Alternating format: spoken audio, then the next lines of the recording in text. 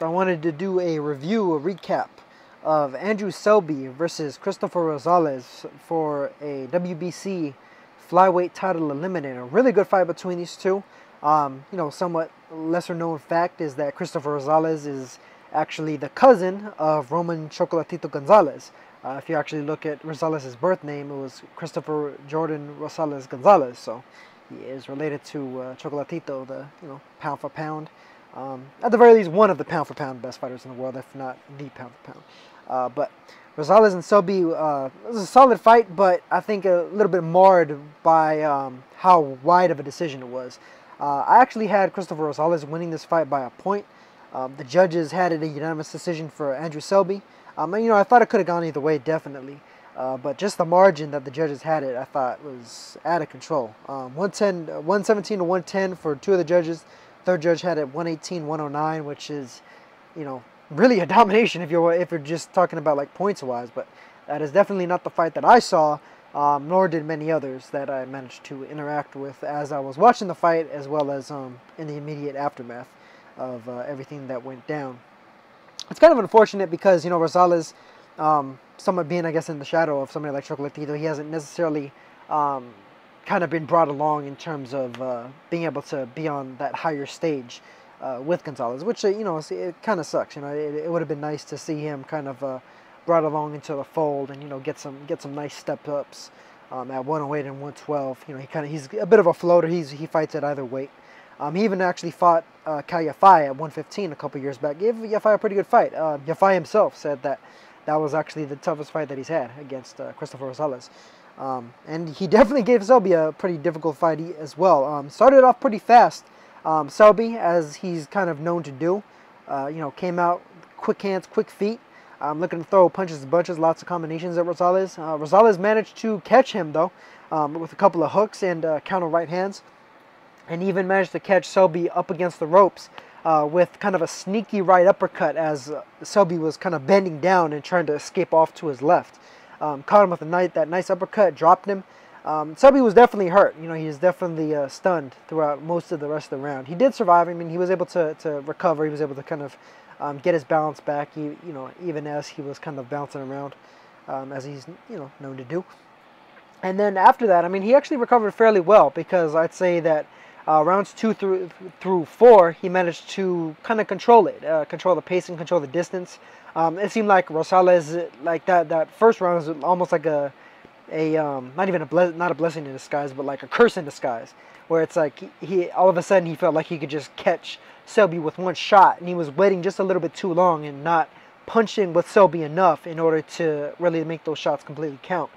He did land occasional hard clean shots on Selby, but Selby overall, I thought in those rounds particularly was just kind of able to volume up on Rosales, and just the amount of punches that he was throwing wasn't necessarily landing all of them cleanly, but I mean, just it was like a work rate. It was almost like a Joe Calzaghe versus Bernard Hopkins type round, where Rosales would land a hard shot, but Selby would just flood him with so many punches in the aftermath of that, in response to that, that I thought he deserved to win those rounds. Fifth round, I wound up giving to Rosales again. I thought he managed to kind of get back into a little bit of a groove around that round. Started coming forward a little bit more and just letting his hands go more. Wasn't necessarily waiting as long. I thought the 6th was a little bit better for Selby. Another like kind of a even toss-up round, kind of like the 5th. I edged it to Selby. 7th and the 8th, I thought Rosales was starting to take over a little bit. I think he was giving Selby a lot of problems. Selby looked like he was starting to slow down a bit. Just looked like the pace of the fight might be wearing on him, because he had never fought somebody like Rosales that was able to pretty much just kind of slough off Selby's punches. Selby, a lot of his power and some of the knockouts that he's managed to score in the past came largely because of the speed, just the snap that he was able to shoot the punches out at. On top of the fact that, I mean, Selby's relatively large for a flyweight. He's 5'6" and change, maybe even 5'7". And, he's a guy that even in the World Series of Boxing, I think he even competed at as high as like 123. So, he's definitely punching above his weight, so to speak. But here against Rosales, you know, it wasn't necessarily the case. Rosales was able to pretty much take whatever Selby threw at him, you know, was able to roll with most of the shots. But even when Selby was able to land flush, Rosales ate the shots and kept coming forward, kept throwing. Whereas I think Rosales' punches, shot for shot, were doing more damage overall. 9th and the 10th, I wound up edging towards Selby. Pretty close rounds again. You know, the latter half of this fight was pretty much a lot of close rounds, a lot of pretty hard fought rounds. And then in the 11th and the 12th, I thought Rosales, and especially in the 12th, I thought Rosales came at Selby looking to definitely steal this title shot away, you know, in Selby's hometown in Wales, his home country. And even though on my card I wound up having him up by a point, because I basically had it 6 rounds to 6 with the extra point from the knockdown in the first round, the judges wound up scoring it for Andrew Selby. And, you know, that's not necessarily meant for me to say that, you know, he's a bad fighter or anything, because like I said, Selby and Rosales, even before this fight, I've been telling people that, you know, this is a fight to look out for. I think it's a good fight. I think it's fairly well matched. And these are two really of the top flyweights on the planet. You know, two guys that haven't even necessarily got a shot at the top level yet, and yet, as far as I see it, are, you know, two of the top talents in the division, and really in the divisional range. Just two good fighters.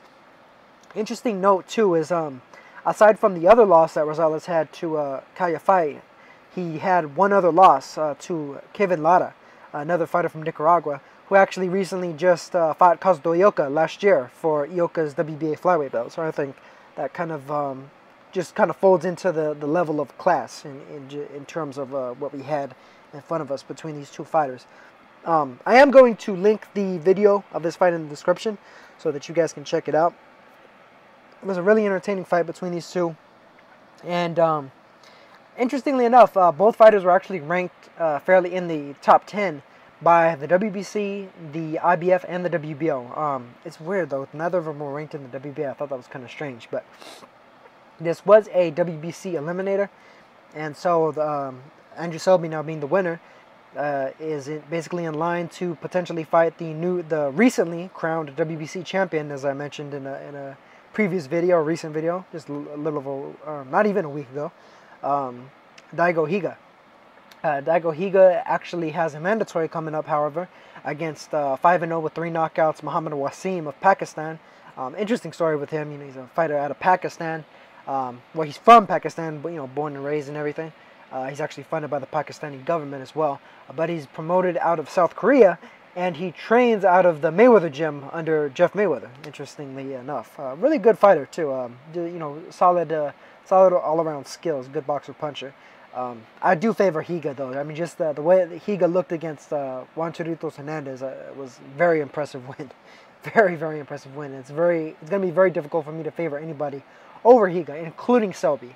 Especially when you consider the fact that Hernandez, to me, is like one of the quickest fighters, not only at flyweight, but just in like across the range, you know, from strawweight to like bantamweight. Hernandez is a very, very quick-handed, explosive type of fighter, and Higa was able to kind of take his shots, cut him down, cut the ring off on a guy that was that quick and that mobile, and eventually able to knock him out. And honestly, even though Selby does have a bit more of a reach advantage and a height advantage as opposed to Hernandez, who is just quick. You know, Selby has that speed, not necessarily quite as much speed, I wouldn't say. I think Hernandez is just a little bit quicker, but he has longer range in order to work that speed out with. But I mean, that said, I still would favor Higa over him. For Selby, the way I see it is, if I was kind of structuring his career, managing his career, I would go after Don Nietes. I'd go after the IBF champ, because not only do I think that they could get Nietes over to Wales, you know, as opposed to somebody like Higa or Kazuto Ioka, who, you know, in Japan they're going to bring in the big numbers, and Zhou Shiming, who in China is going to bring in the big numbers. I don't necessarily think that they have the financial sway in order to get those guys into Wales or into the UK necessarily. I mean, it all depends. We could see how exactly that would go down, especially if purse bids are involved. But Yeah, I mean, I would just like his chances better against Nietes. I think Yoka is a little bit too experienced and be able to time him. I think Zhou Shiming, even though he's not as much of a volume puncher, I think he's quick enough to be able to keep up with Selby. Although, you know, that might be a little bit of a better fight, too, for him. Really, Ioka and Higa in particular, I don't particularly like his chances against. But, I mean, he's a solid fighter, just generally speaking, all the way around. I mean, as for Cristofer Rosales, you know, he could very easily recover from this fight. You know, controversial decision against Andrew Selby. Somewhat controversial decision, I guess, against Kal Yafai from everything that I've heard. I've never got a chance to see footage of that fight, but a lot of people say that he gave him a hell of a time, including Yafai himself. So I think Rosales could definitely recover from this. You know, he's only 22. He's every bit a prospect still, or contender, you know, still. I think in the future, you know, he could very well improve and become a world champion at some point. You know, just like his cousin Chocolatito. Solid fight between these two, though. I really enjoyed it, and like I said before, I'll link it in the description and let you guys check it out. Just let me know what you guys think. So with all that said, I guess I will catch you guys in the next one. Peace.